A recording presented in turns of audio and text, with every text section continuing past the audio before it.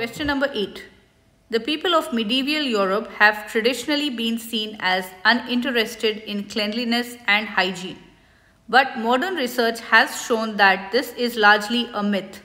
According to historian Eleanor Janega, most medieval towns in Europe had at least one public bathhouse, which often offered both full immersion baths and, more affordably, steam baths.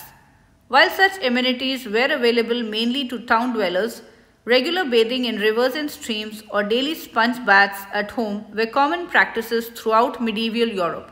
Which choice best describes the function of the underlined portion? A. It asserts that in medieval Europe, steam baths were more popular in rural areas than in urban ones. B. It describes a limitation of earlier historian studies of medieval European bathing habits. C. It concedes that not all people in medieval Europe had access to public bathhouses. D. It explains why Janega decided to study the popularity of public bathhouses in medieval Europe. So we have to check the function of the underlined portion. So let's observe what is mentioned in the underlined portion.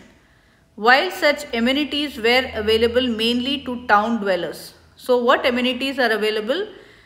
Full immersion baths, steam baths, these were available to town dwellers. What we see initially that people of medieval Europe have been seen as uninterested in cleanliness and hygiene. But what does modern research show? It shows that this is a myth. And historian Eleanor Janega, she showed that there were a lot of things like one public bathhouse, full immersion baths, steam baths. And in this underlined portion, such amenities were mainly available to town dwellers. That's what's mentioned. So which should we select? So if you said C, well done. That is the correct answer. Choice C is the best answer because it most effectively describes the function of the underlined portion. The text discusses the long-standing misconception that people in medieval Europe were uninterested in cleanliness and hygiene as evidence that this idea is false. The text cites historian Eleanor Janega's assertion that in medieval Europe, towns usually had at least one bathhouse where people could take immersion baths or steam baths for a fee. The underlined portion then notes that mainly town dwellers had access to these bathhouses. And then the remainder of the text explains that those who lacked such access were nonetheless able to bathe in outdoor waterways or take sponge baths at home. They had rivers and streams over there. So the remainder of the text explains that those who lacked such access were nonetheless able to bathe in outdoor waterways or take sponge baths at home.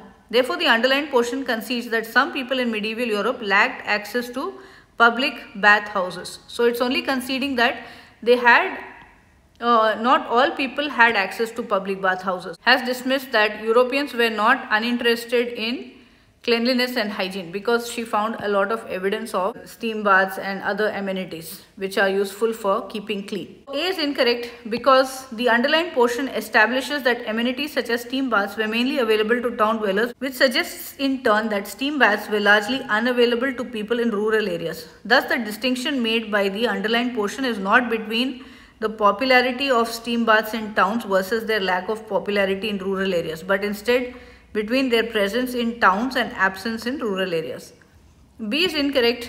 Although the text does explain that recent historians have disproved the idea that medieval Europeans rarely bathed, it doesn't attribute that misconception to earlier historians of medieval Europe or suggest that their research was subject to limitations. Moreover, the underlined portion addresses a limitation of life in medieval Europe, not of historical research. And choice D is incorrect because the underlined portion doesn't address why historian Eleanor Janega decided to study the popularity of public bathhouses in medieval Europe, nor does any portion of the text. The text mentions Janega in passing, but it doesn't go into detail about why she decided to study the popularity of public bathhouses in medieval Europe. So I think this is fairly easy only. So I hope it's clear.